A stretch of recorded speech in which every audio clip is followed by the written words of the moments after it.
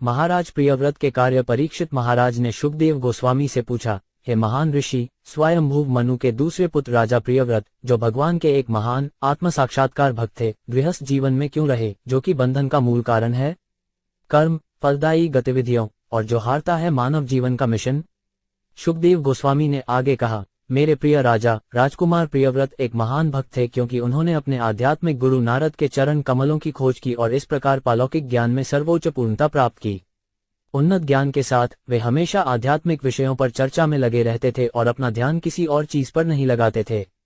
राजकुमार के पिता ने तब उसे दुनिया पर शासन करने का प्रभार लेने के लिए कहा। उन्होंने प्रियव्रत को समझाने की कोशिश की कि यह उनका कर्तव्य था, जैसा कि प्रकट शास्त्रों में बताया गया है। हालांकि राजकुमार प्रियव्रत लगातार सर्वोच्च को याद करके भक्ति योग का अभ्यास कर रहे थे। भगवान का व्यक्तित्व इस प्रकार भगवान की सेवा में अपनी सभी इंद्रियों को संलग्न करता है। इसलिए हालांकि उनके पिता के आदेश को अस्वीकार नहीं किया जा सकता था, राजकुमार ने इसका स्वागत नहीं किया। इस प्रकार उन्होंने बहुत ही ईमानदारी से यह प्रश्न उठाया कि क्या विश्व पर शासन करने का उत्तरदायित्व स्वीकार करने से उन्हें भक्ति सेवा से विमुख किया जा सकता है। श्री शुकदेव गोस्वामी ने जारी रखा, इस ब्रह्मांड में सबसे पहले सृजित प्राणी और सबसे शक्तिशाली देवता भगवान ब्रह्मा अपने सहयोगियों और साकार वेदों के साथ उच्चतम ग्रह प्रणाली में अपना निवास छोड़ दिया और राजकुमार के स्थान पर अवतरित हुए।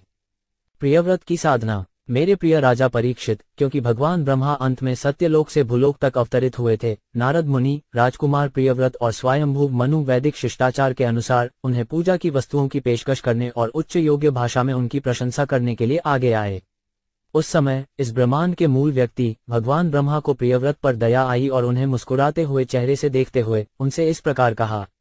इस ब्रह्मांड के सर्वोच्च व्यक्ति भगवान ब्रह्मा ने कहा, मेरे प्रिय प्रियव्रत, कृपया जो कुछ मैं तुझसे कहता हूँ उसे ध्यान से सुन। सर्वोच्च भगवान से ईर्ष्या न करें, जो हमारे प्रायोगिक माप से परे हैं। भगवान शिव, आपके पिता और महर्षि नारद सहित हम सभी को भगवान के आदेश का पालन करना चाहिए। हम उनके आदेश से विचलित नहीं हो सकते। घोर तपस्या, उच्च वैदिक शिक्षा या रहस्यमय योग, शारीरिक शक्ति या बौद्धिक गतिविधियों के बल पर कोई भी भगवान के सर्वोच्च व्यक्तित्व के आदेश से नहीं बच सकता है।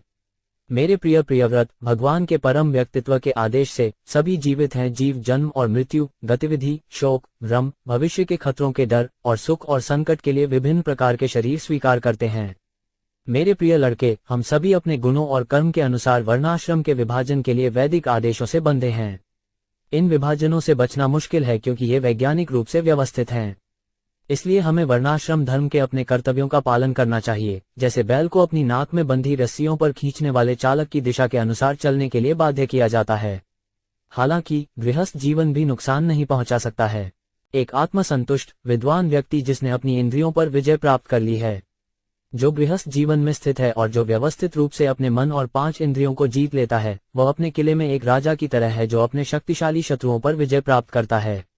जब किसी को गृहस्थ जीवन में प्रशिक्षित किया जाता है और उसकी कामवासना कम हो जाती है, तो वह बिना किसी खतरे के कहीं भी जा सकता है। श्री शुकदेव गोस्वामी ने आगे कहा, इस प्रकार भगवान ब्रह्मा द्वारा पूरी तरह से निर्देश दिए जाने के बाद, जो तीनों लोकों के आध्यात्मिक गुरु हैं, प्रियव्रत ने अपनी स्थितिहीन होने के कारण प्रणाम किया, आदेश स्वीकार किया और इसे बड़े सम्मान के साथ निभाया।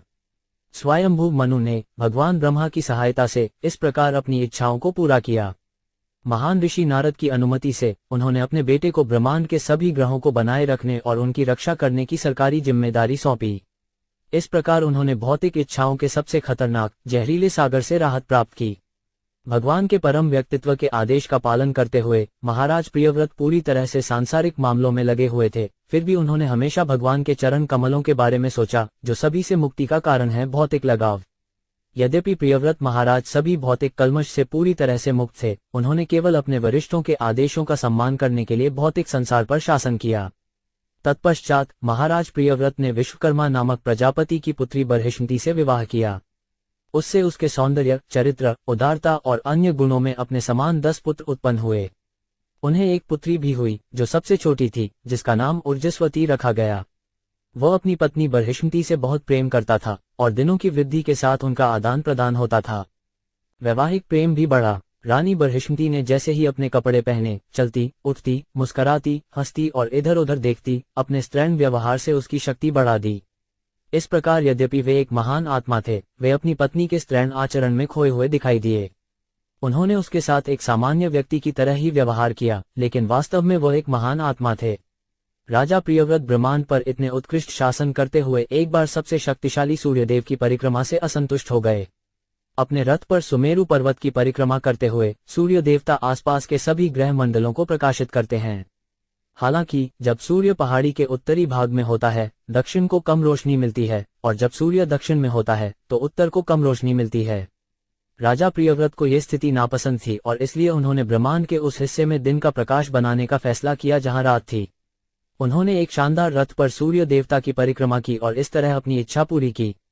भगवान के परम व्यक्तित्व की पूजा करके उन्होंने जो शक्ति प्राप्त की थी, उसके कारण वे ऐसे अद्भुत कार्य कर सके। जब प्रियव्रत ने अपने रथ को सूर्य के पीछे चलाया तो उसके रथ के पहियों के रिम्स ने छापे बनाई जो बाद में 7 महासागर बन गईं, जो भू के रूप में ज्ञात ग्रह प्रणाली को विभाजित करती हैं।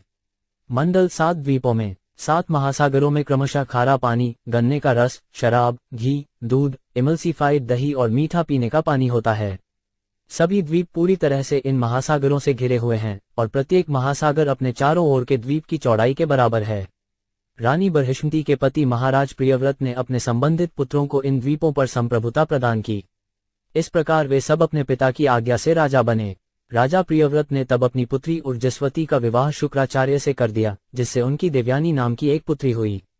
अपने भौतिक ऐश्वर्य का आनंद लेते हुए पूरी ताकत और प्रभाव के साथ महाराज प्रियव्रत ने एक बार यह विचार करना शुरू कर दिया कि यद्यपि उन्होंने महान संत नारद को पूरी तरह से आत्मसमर्पण कर दिया था और वास्तव में कृष्ण भावनामृत के मार्ग पर थे, वे किसी तरह फिर से भौतिक गतिविधियों में उलझ गए थे।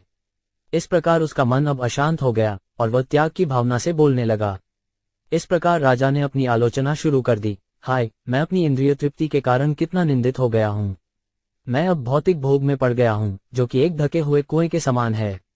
मेरे लिए अब बहुत हो गया है, मैं अब और आनंद नहीं लेने जा रहा हूँ। जरा देखें कि मेरे पास कैसा है, मेरी पत्नी के हाथों में एक नाचने वाले बंदर की तरह हो जाओ। इस वजह से मेरी निंदा की जाती है। भगवान के परम व्यक्तित्व की कृपा से महाराज प्रियव्रत अपनी इंद्रियों के प्रति जाग गए। उसने अपनी सारी सांसारिक संपत्ति अपने आज्ञाकारी पुत्रों में बांट दी। उन्होंने अपनी पत्नी सहित, जिसके साथ उन्होंने इतनी इंद्रिय तृप्ति का आनंद लिया था, और अपने महान और भव्य राज्य सहित सब कुछ त्याग दिया और उन्होंने पूरी तरह से सभी लगावों को त्याग दिया। उनका हृदय शुद्ध हो जाने के कारण भगवान के परम व्यक्तित्व के लिए लीलाओं का स्थान बन गया। इस प्रकार वह कृष्ण भावनामृत आध्यात्मिक जीवन के मार्ग पर वापस लौटने में सक्षम हो गया और उस स्थिति को फिर से शुरू कर सका जो उसने पहले प्राप्त की थी। महान संत नारद की कृपा।